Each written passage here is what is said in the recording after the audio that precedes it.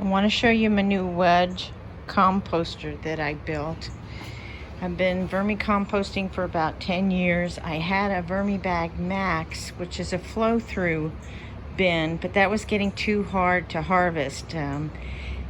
The moisture wants to stay in the bottom of a flow-through bin, and it seems to be where the worms go, so it doesn't seem to work for me.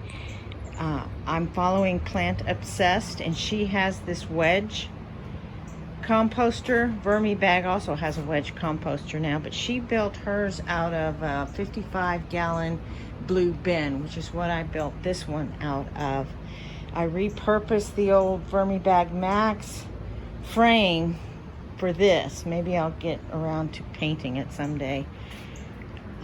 The way this works is you feed on one end, and as the food is processed, you move it, you keep feeding on this end and move the material off to this end, and you will end up harvesting on this end.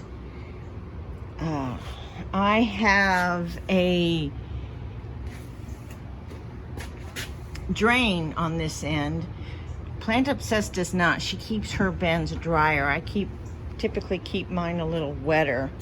My bedding, I generally use shredded cardboard. There's some shredded paper in here as well. I use the compost that I get off my Drawerform composter in here as well. This is a rotating one. Works well. It's metal. No rats, no mice. This, I'm in Texas, so it gets hot here.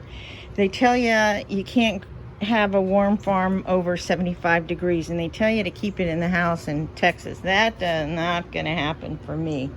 So I use ice blocks to keep it cool in the summer, and to hold that coolness in. And to moderate temperatures, I use water bottles. I change those out every day. I have a feed freezer here. I definitely wouldn't put that in my refrigerator or freezer in the house. So this goes here.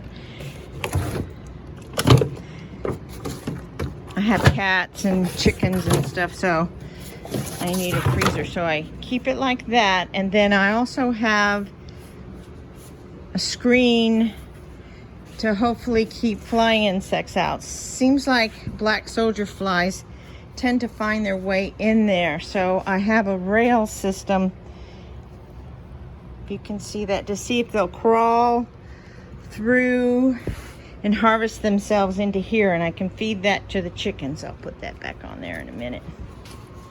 So I have my screen here, and then I have the cover here to keep rats and mice out, and then I have old roofing that I put over the top to keep the sun off. I typically feed my cats up there, but I keep it high. Ants will stay. If you keep your bin up higher, then ants don't get in it. If you keep it wetter, it kind of keeps the ants out that way as well. That it keeps the any liquid. This is in a carport, so that's my new system. I'll let you know how it works.